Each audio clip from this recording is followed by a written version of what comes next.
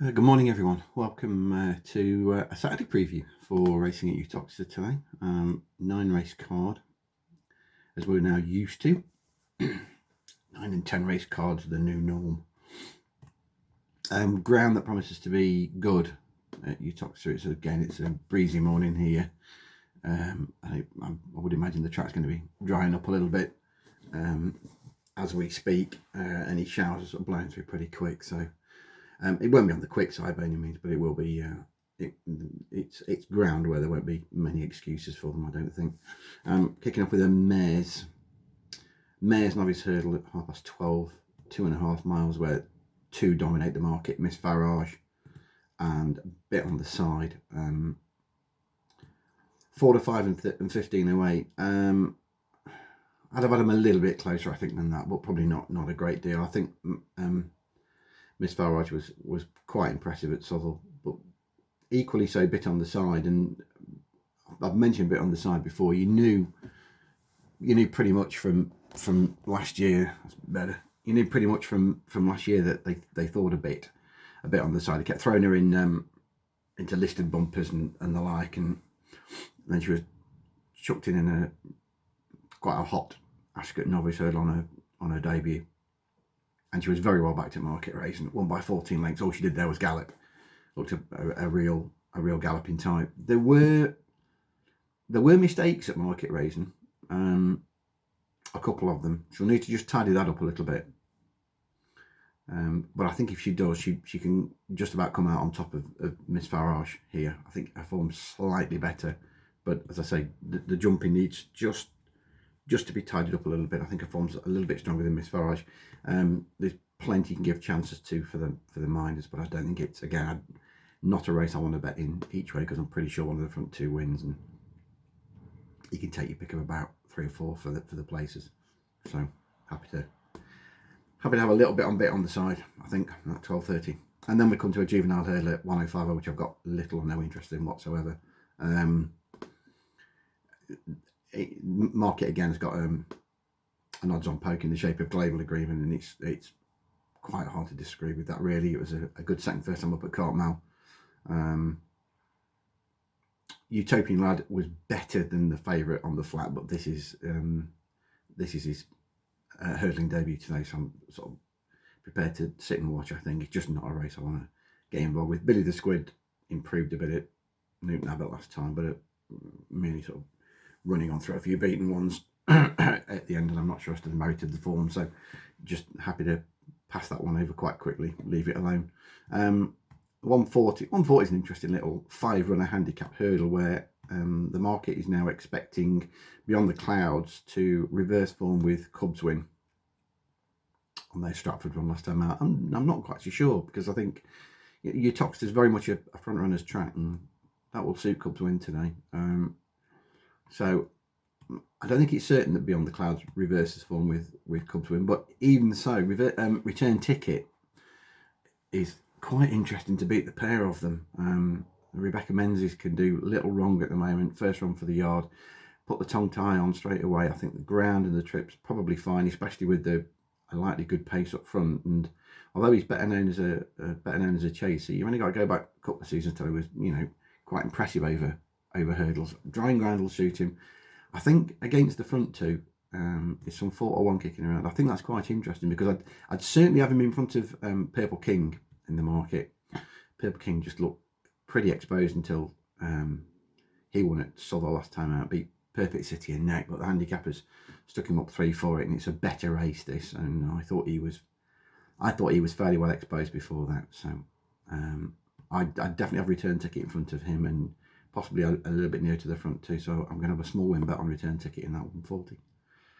210 was going to be a real fun race. In some ways, this was going to be one of the talking points of the preview today. But sadly, Alcock and Brown is again a non-runner now.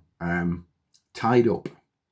Second time that he's been gambled this week. Second time that it was a non-runner. He was 40-6 at Fontwell on Tuesday, I think it was, Tuesday or Wednesday, and you can only assume that Hills's odd compilers don't watch a lot of racing or pay attention to these moves, because they went 50-1 yesterday afternoon, which soon got mopped up on the early shows, and by the time we were around sort of 6 o'clock, it was 6-1 everywhere. Most of the other firms opened up at 5 o'clock and around about sort of 8-1, 7-1 mark, and even that got took. But Alcock and Brown, yet again, a non-runner. I am all I can say is watch for him. You know, I mean, surely next time the firms will have a better idea of what they're planning with Alcock and Brown. He's basically on a very good mark. Because they've been running him on heavy ground for most of the winter, which he absolutely detests, and he wants sort of summer ground really to show his best. But he ain't a runner anyway, so it don't make any difference. And with that probably ends my interest in this race, to be perfectly honest. Down the bottom, plenty of Butty will win a race or two this year. He was just as green and ignorant as they come as a 6-year-old. But he was starting to get the hang of it on his last 2 starts at Southwell and Huntingdon, and I sort of made a note of him then that it could be here, it could be here. Scudamores have landed a couple of gambles already.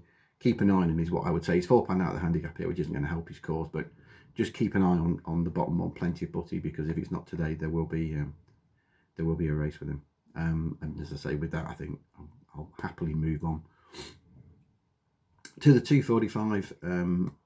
Second division of this handicap hurdle, where there's loads in here you can make some sort of a case for, on varying bits and pieces of form. Land League was generally consistent over fences last year. Stuart Edmonds, whatever the problems were with that yard early on, they seem to be over them based on the evidence of this week anyway. And he's got Land League here, and he's got Heppieshire a bit later on as well, so Land League's moderately interesting. Cremont ran a lot better at Uttoxeter last time out after showing very little in a couple of starts last year.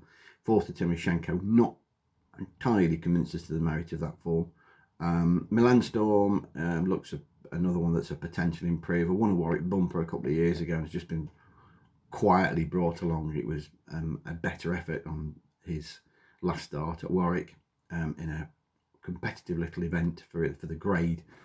Finished 6 lengths behind Megalodon, and that wasn't a bad effort. Manor Park, who travelled like a dream at Southwell last time, looked all over like he was definitely going to get involved. He was sent off a 25-1 chance for that, but he didn't travel like one. He was trading around about sort of 4-1 as they went down the back for the final time in running, and he just got tired late. I think if you said to me you've got to have a 5 on something, it would probably be Manor Park. With that run under his belt, I can see him coming on a little bit from that. Tripping ground, absolutely ideal again today. And the way that he travelled there, as I say, hopefully with that under his belt, he'll be able to sort of carry his finishing effort through today. So I think Manor Park's interesting, but it's an open looking race. 320. The handicap chasers begin here. This one over 2.5 miles. Didn't really. Well, I say I didn't really. I looked at the race last night, and you've got 4 or 5 potential. There's 9. You've got 8 runners, but 4 or 5 of them are potential pace angles. They'll either want to make the pace or they'll want to push it, and it probably means that if they get them, there's a chance that they go astride too quicker, and it probably will fall Solomon Gray's way. He was 3rd in the Summer Plate market race on last time out, and that form's working out absolutely fine. That race has chucked up 2 or 3, I think it's 3 winners already, and the handicap left him on the same mark, which I think is very fair. So I think the way that the race is going to pan out with, as I say, with the likes of Monbeg Legend and Mercy and Prince and Weston Miller, McGroarty is going to be up there as well. They're going to go a good pace here, and I think that's going to suit the hold-ups, and Solomon Gray be top of that list. You can argue a case for Double W's at a whopping price. I mean, at his peak, he'd pick this lot up and probably drop them. When he was at his peak, the way he used to win his races was by travelling well off a fast pace and then coming with a laid effort. So again, he'll get it run to suit, but that was a pretty... You need an excuse for that tame effort at Southwell last time when he never got in it at all, and you could tell he was sort of struggling from a fairly early stage. It might just be that he's regressing, but at 25-1, you don't have to pay a lot to find out, do you? I suppose. So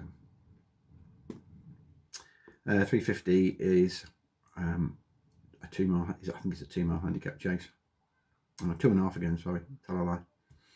2.5 again. Where my bet of the day runs. I'll be disappointed here, I think, if Getaway to Newbay can't follow up her Stratford effort, where I'd made the point before the Stratford race how well she jumped at Bangor. I mean, she's bred to jump fences, and my word, she did jump them at Bangor. And similarly at Stratford, she really did pop a fence as well and attack them. Looked an absolute natural at the game. And although Court Gerardo was travelling better than her, a couple of lengths away, turning in, you know, all she'll do is gallop. She'll want further than this in time. She's going up from 2 mile 1 to 2.4 today, and that, I think that's a big positive rather than a negative, because she'll want further again. And if she jumps as well as that from a £6 high mark, I think she's going to take a bit of beating again here. I really do. They put her in 11 to 4, almost joint favourites with Simply Lovely, who was second to Black Anthem at Market Raisin last time. I'm not convinced about Simply Lovely that she particularly wants to win races, and with that, and we know that Getaway to Nube does. She'll dig when, you know, if she needs to, she'll when push comes to shove, and I think that'll stand her in really good stead here. I can see her sort of taking it up the top of the home straight here, and then just going away from them. That's the hope. Some other nice horses in here. Rococo River's really a proper lengthy chasing type, almost a little bit sort of too big in some respects. He put in it was a better effort at Bangor last time. He was third to Global Tour, went from the front that day. Similar effort would see him sort of on the premises, but I want to see another clear round from Rococo River, I think, before I start getting involved. And so I think Getaway to Nube for me at 11 to 4. I think that's a fair price, and I hope she can follow up. And the 425 is a 3 mile 2 handicap chase. Again, not a race I was mad keen on. I didn't really particularly see an angle in here. Heppiger, again, mentioned before from Stuart Evans' yard. I do like Heppiger. He is a trier, and I think you can forget that Market Raisin run. Last time out, he was well beaten in the end by El Presente, because as I say, the yard's horses weren't just quite right. Dropped him a couple of pounds, which he puts him on 130 now. Well, that's only £3 higher than his Worcester win last August, when he absolutely hosed up. So I think he's on a mark he can do some damage off now. He should run his race, but there are others in here that, you know, look as well handicapped. Doing fine was, you know, for a horse that's won a Class 2 Cheltenham handicap, still looks feasibly treated off 128, and he ran well here in the big summer race last time out behind Minella Celebration. He'll come on a bit for that. King's Temptation, asking a bit more from his 7 to 2 chance, but handicaps put him up another 5 for his win here last time. It was an easy win, don't get me wrong, but this is a tougher race now. He's meeting better horses, and he's £5 high. So for me, he needs to improve again. Pick and Mix just looks a shadow of himself. Delark is just dead hard to catch right. Station Master looks one paced. And I think all in all, as I say, I think if you forced me to have the bet in the race, it'd probably be Heppiger. But I'm not desperately keen to play it at this stage. Getaway to Nube is the one I want today. I think if that wins, I'll be happy. That's in the 350. There's more jumps racing at Southwell on Monday. I shall do a preview for that, I've no doubt. Have a good weekend, everybody. Best of luck.